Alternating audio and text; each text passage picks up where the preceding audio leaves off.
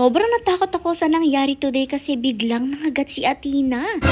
Para sa mga nanonood sa amin noon, naaalala nyo ba ito mga pa-photo cards natin ng ating pack members? Pinahanap ko nga siya ngayon tapos inihanda ko. Tingnan nyo ang cute nila dito. Ito nga yung kanilang Halloween photoshoot na ginawa natin no YouTube era pa natin. O diba talaga nakakatuwa at may time pa tayo magganyan-ganyan noon. Bali ngayon nga, inayos ko lang sila at kumuha ko ng tigi-isa or tigda-dalawang picture ng ating pack members. Noong time na to nga pala ang pack members natin ay siyam pa lang. Actually parang 10 tapos nawala nga si Snowball. Kaya talagang kineri pa natin na pagpipicturean silang lahat. Tapos eto sana yung gusto ko ihanda yung Christmas photo cards nila kasi meron din siyang print sa likod kaso naubusan na talaga ng stocks nito. Kasi kung maalala nyo talagang inuubos nyo yung mga stocks ng mga photo cards natin since tuwan-tuwa kayo sa pack members natin. Bala, ito nga yung mga nakuha ko. Isang picture lang ni Juno since wala ng stock. Tapos tigda-dalawa naman picture ng iba kagaya nitong si Mishka, si Snowy, si Cyber na cute, si Hercules, si Thunder, syempre ang cute na witch na si Malia at etong si Athena. Nung time nga na to, wala nang picture ni Dos kasi talagang inubos niya na pero nang hingi naman ako kay Kuya Jomar nyo dahil may natatago nga daw siya mga picture at nagkaroon din naman ng isang picture ni Dos.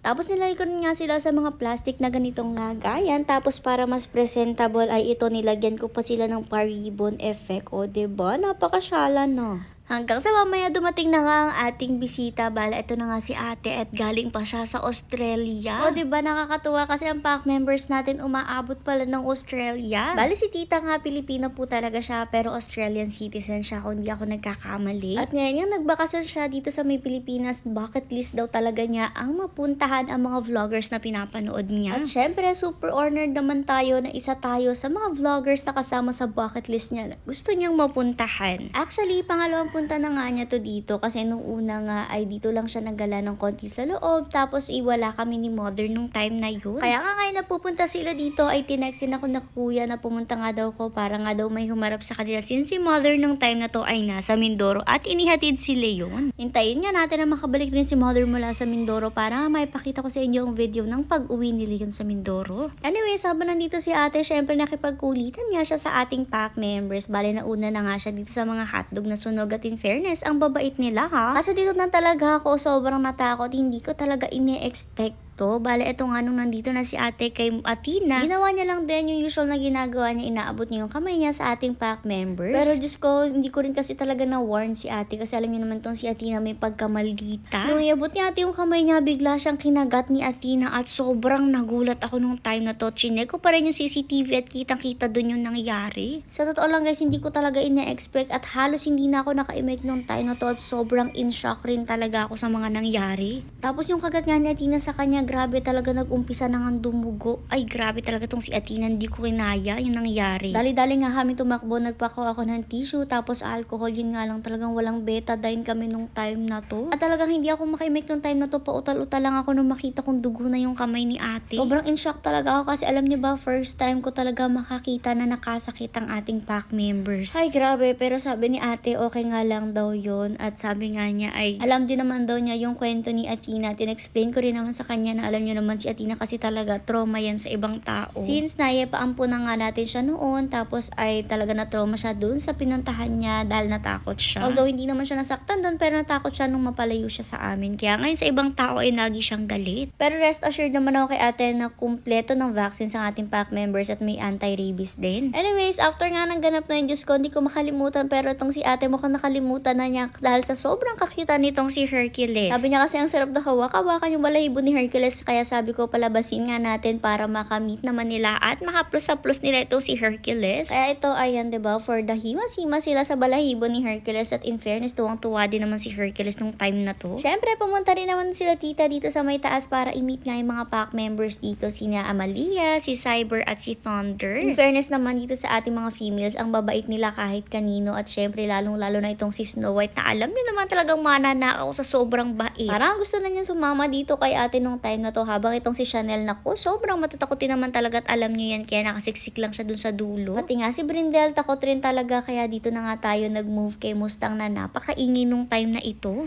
Nagkatabi pa nga sila nitong si Queen Blue at parehas talaga silang napakaingay, grabe ang mga bunganga pero in fairness ang babait nila. Si Mishka naman expected ko talaga na mabait siya, yun nga lang medyo natakot nga siya nung time na to since first time niya nga nakita sila ate. Tapos for the last pack member na nasa dulo etong si Snowy na grabe iningayan din ang iningayan itong si ate pero in fairness ang ganda daw ni Snowy Ang ganda nga kasi talaga ng katawan niya tapos syempre yung kulay din niya. Pagkatapos naman din na ate dito sa loob talaga umuwi na rin sila since may pupuntahan nga doon sila tapos tingnan niyo yung pasalubong nila para kay mother, napakagandang halaman.